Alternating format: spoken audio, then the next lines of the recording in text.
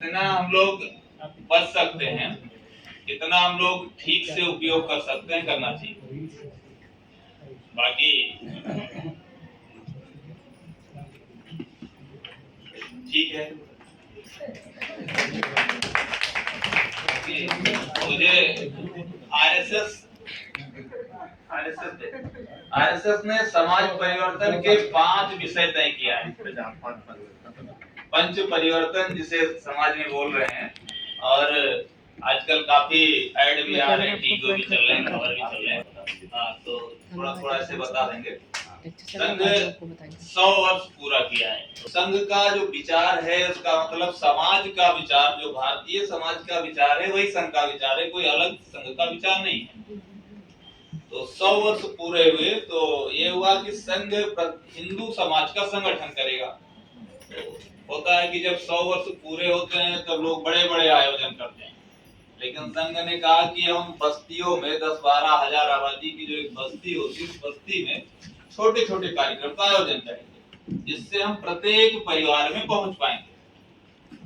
हम सब लोग इस नाते अभी आप लोगों ने देखा होगा, हर गली मोहल्ले में कोई ना कोई छोटे छोटे कार्यक्रम हुए होंगे संघ के। उससे शताब्दी वर्ष में संघ ने 7 कार्यक्रम तय किया है। 7 कार्यक्रम करेंगे। पहला विजयदशमी उत्सव हो गया, दूसरा है सामाजिक सद्भाव बैठक होगी, वो छोटे छोटे कार्यक्रम होंगे, 1-2 बैठक टाइप की रहेगी। तीसरा होगा मैं आपको बाद में दिखाता हूँ, व्यापक रहते हैं, वो इतना पढ़ लिख लेते हैं कि हमसे बहुत दूर हो जाते हैं। और फिर ऐसी घटनाएं आती हैं कि माँ और बाप के या पिता के या घर में किसी का भी निधन हो जाता है, तो मुखाग्नि में मिट्टी में शामिल होने का समय नहीं रहता, आ ही नहीं पाते, और पैसे में इतना दूर हो जाते हैं। और कभी कभी तो इतना तक कह देते हैं कि कोई समस्या हो गई घर में, तो कहते हैं पैसा दे दो, हो जाएगा, ये इतना पैसा भेज दे रहा हूँ, इसी से काम करेगा। तो ये परिवार प्रबोधन दूसरा विषय है, और भी तमाम सारी समस्याएं हैं। तीसरा है अपना पर्यावरण। पर्यावरण को हम लोग देख ही रहे, हर वर्ष तापमान अपने बढ़ता जा रहा है, और भी एसी ब्लास्ट हो रही है आजकल। हम लोग पेड़ पौधे भी नहीं लगा रहे और काटते जा रहे हैं। पहले के जो मोटे मोटे पौधे होते थे, वो सब हम लोगों ने काट डाले हैं। अब जंगलों से फर्नीचर हम लोगों को मिल रहे हैं, आने वाले समय फर्नीचर मिलने की संभावना नहीं रहेगी, हम लोग की कहाँ से मिलेगा। तो ये विषय है तीसरा, पर्यावरण। चौथा है स्व के भाव का जागरण। स्व का भाव का मतलब है हमारे खान पान, हमारे रहन सहन, हमारी भाषा, ये सब स्वदेशी हो। जैसे जब हम अपनी कोई भाषा, अगर हम अपने क्षेत्र की जब भाषा बोलते हैं, तो उस क्षेत्र की पहचान हो जाती है, और लोग बता देते हैं कि आप फला क्षेत्र से हैं।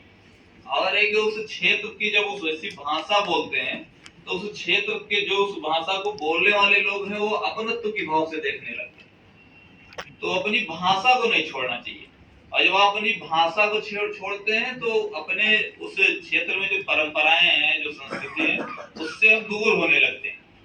अभी अब कुछ एक कार्यकर्ता परिवार में कुछ दिन पहले गए हुए थे, तो कहे कि भाई साहब, ये हमारी बिटिया है, ये रामायण पढ़ ही नहीं पाती।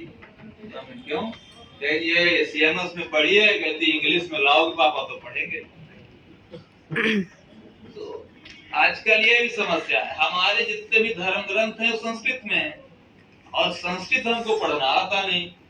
तो जितना भी पूर्व में जितने भी रिसर्च खोज जो भी हुआ है, वो सब संस्कृत में। अभी कुछ दिन पहले कोई जापान के वैज्ञानिक, उन्होंने रिसर्च में बताया है कि अगर साल में अगर 25 दिन व्यक्ति उपवास रखता है, खाली पेट रहता है, तो कैंसर होने की संभावनाएं कम हो जाती है। और अपने यहाँ एकादशी का कॉन्सेप्ट हजारों वर्षों से है कि साल महीने में 2 दिन उपवास का कॉन्सेप्ट बहुत दिन से है। तो जो हमारे यहाँ कोई भी परंपरा है, कोई भी चीजें बनाई गई है, वो बड़ी वैज्ञानिक है। जैसे कोरोना में कहा गया पीपल के पेड़ के नीचे रहिए, तो पीपल क्या करता है, 24 घंटे ऑक्सीजन देता है, इसलिए हमारे धर्म में कहा गया उसकी पूजा करिए। क्योंकि आप कितने लोगों को उसकी वैज्ञानिकता बताएंगे? अगर धर्म से जोड़ देंगे तो सब लोग उसको मानेंगे।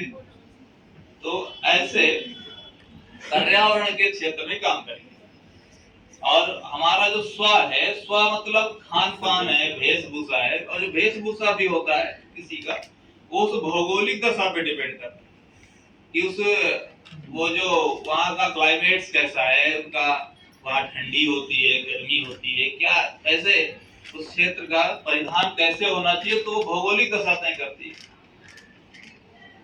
तो जो हमारा पहनावा है ये सब हमारा स्वदेशी हो, तो इस पे भी काम करेंगे।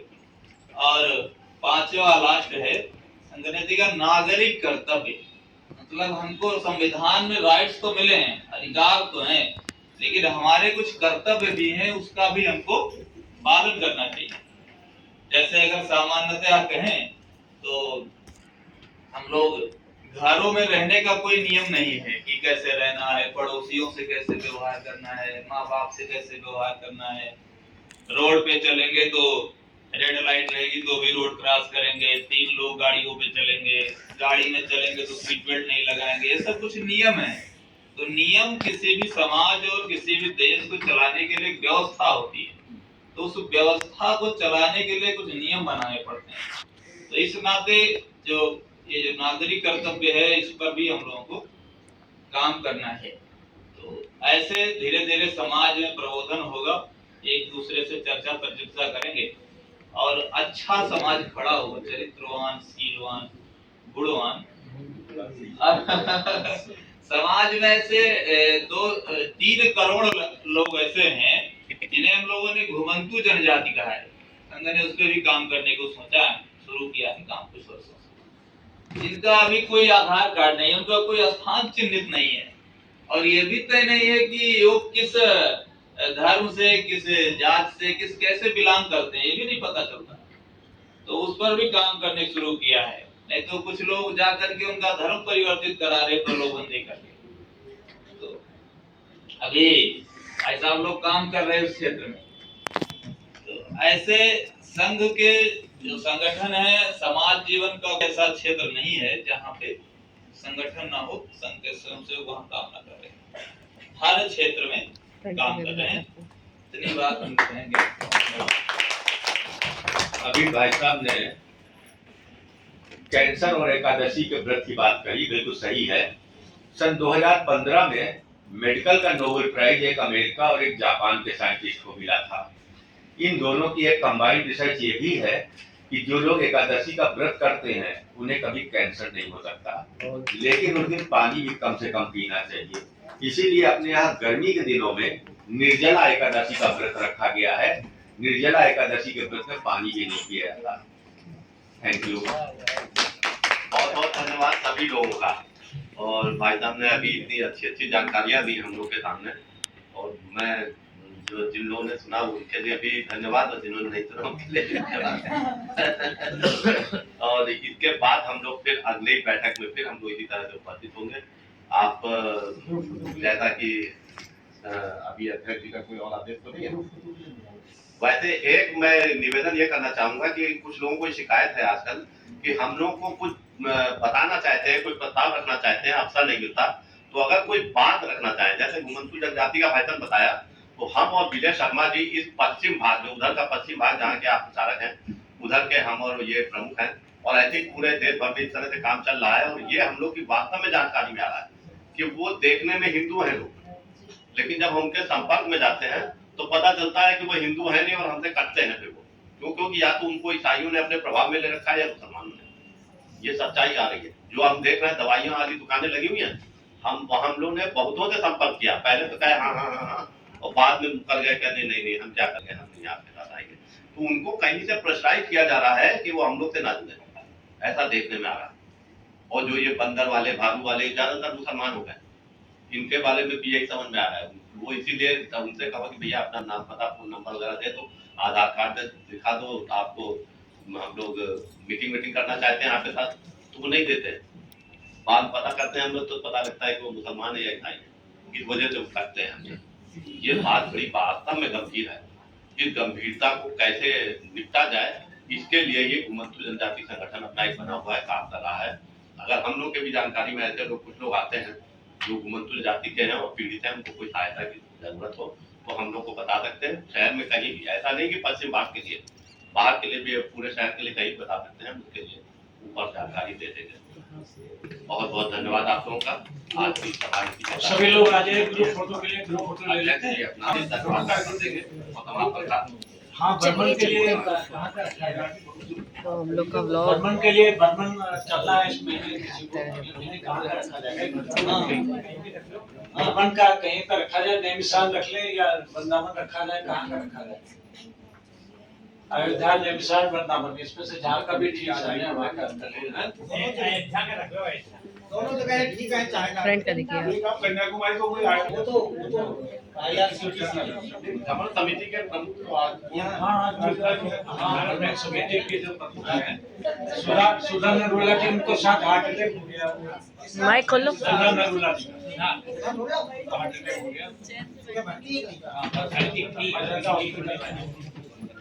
आइए सब लोग आ जाइए पीछे, एक ग्रुप फोटो ले जाए, सब लोग पीछे आ फोटो लेने के लिए।